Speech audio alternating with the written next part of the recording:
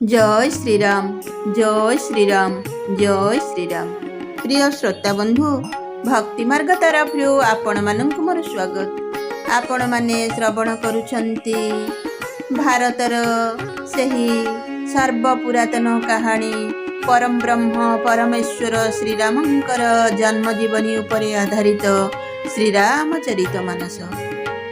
वर्तमान आम्भे माने मिथिला नगरी रे सीता स्वयंवर अध्याय रे अवस्थान करिछु।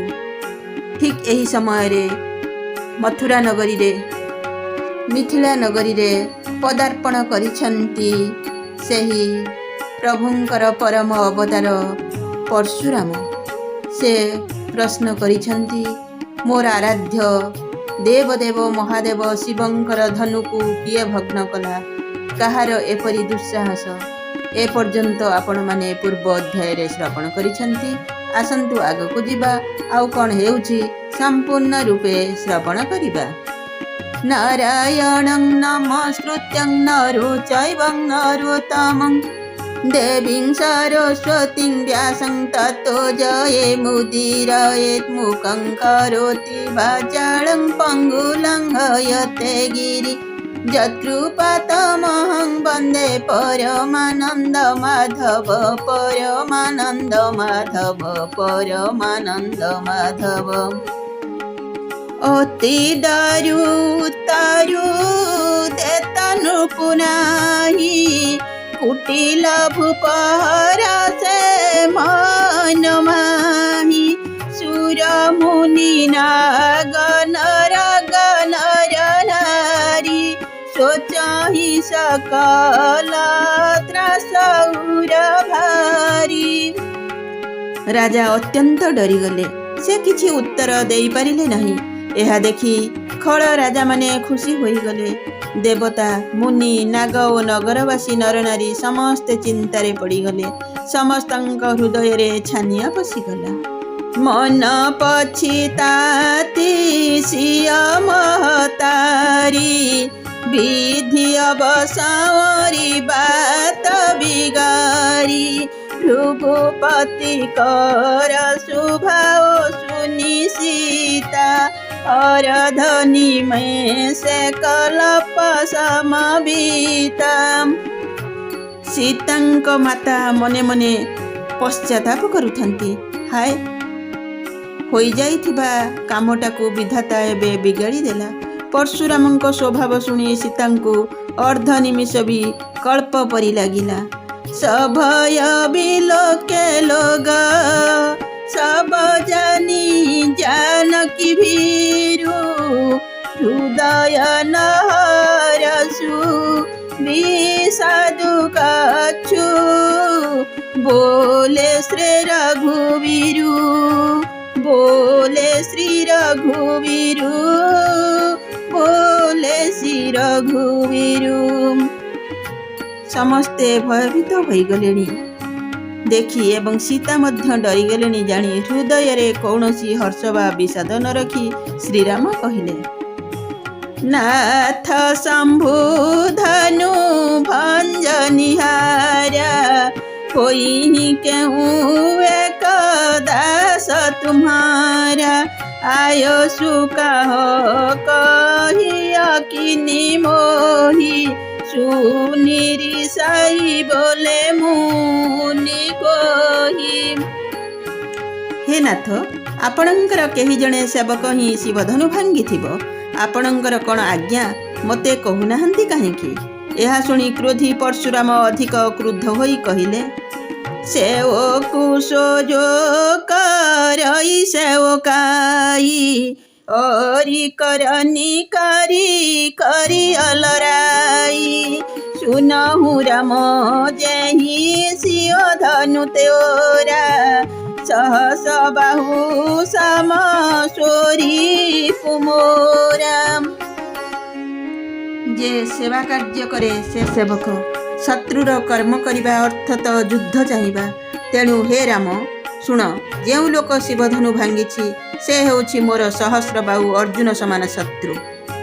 सो भी लगाऊ विहाई समाज न तुम्हारे जई सब राजा सुनि मुनि वचन लखन मुस्काने बोले परशुधर ही अपमाने। से लोक यही जन समावेश आसी अलगा ठिया हेउ नचेत एसबु राजांक मृत्यु सुनिश्चित।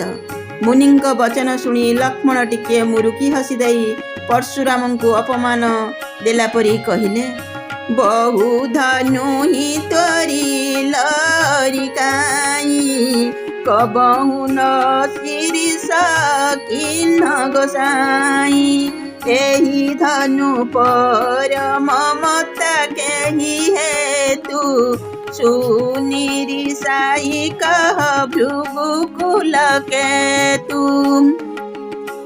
हे गोसाई पिलादिने आमे एपरी बहुत धनु भांगिछु किंतु आपण तो केबे भी क्रोध करी नाहंती एही धनुटा पई आपणकर एते ममता काहेकि।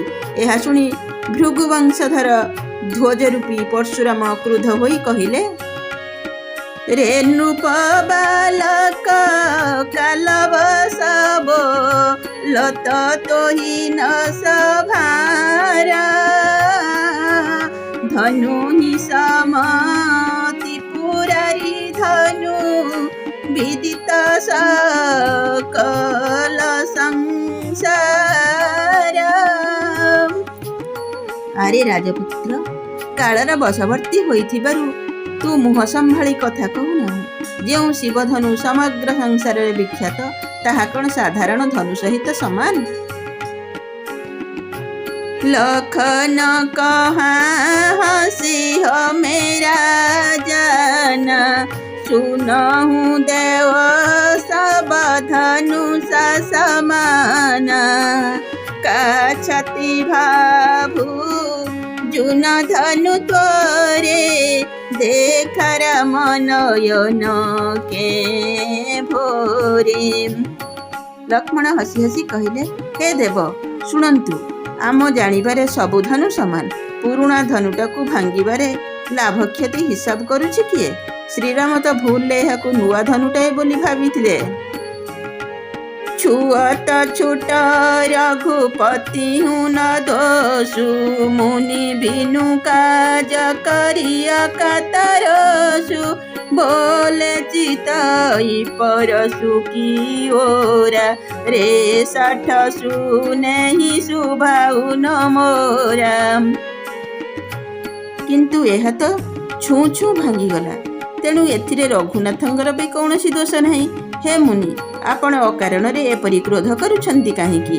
परशुराम निज फारसा आड़कू चाहि देई कहिले रे दुष्ट तू कौन मोर स्वभाव विषय रे शुणी नाहु।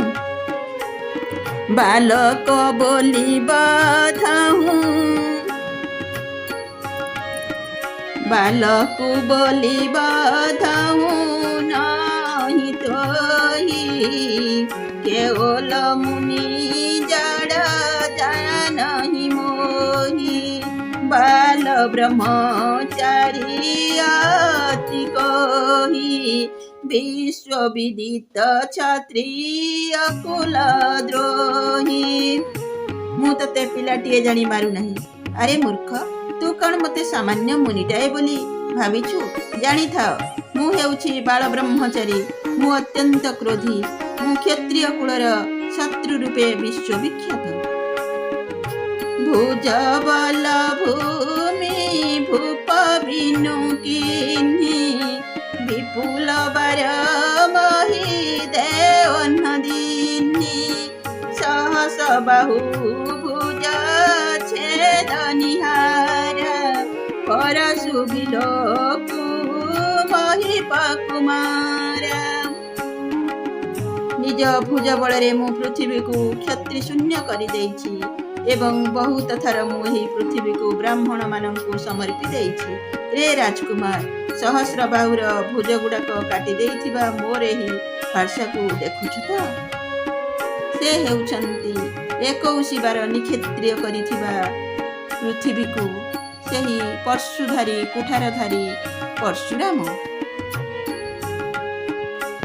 निक्षत्रिय करी पृथ्वी 21 बार ସ୍ନାନ ତର୍ପଣାଦି କଲରୁ ଧୀର ଜଳର ଜଗତ ଜନ ମାନଙ୍କ ଯେତେ ଘୋର ପାପ ସେ ଜଳ ବଗାନେ ଖଣ୍ଡେ ଭବତାପ ମାତୁ ପାତା ହି ଜନି ସ୍ୱଚ୍ଛ ବସ କରହି ମହିଷ কিশোর গর্ভন্ন কে অর্ভক দলন পর সুমোর অতি ঘোর রে রাজপুত্র তু তো বাপা মাଙ୍କୁ ଚିନ୍ତାରେ ପକାଇ ଦିଅ ନା ମୋ ଫାର୍ସା ବଡ଼ ଭୟାନକ ଏ ଫାର୍ସା ମା ପେଟର ଛୁଆକୁ ବି ଶେଷ କରି ଦେଇପାରେ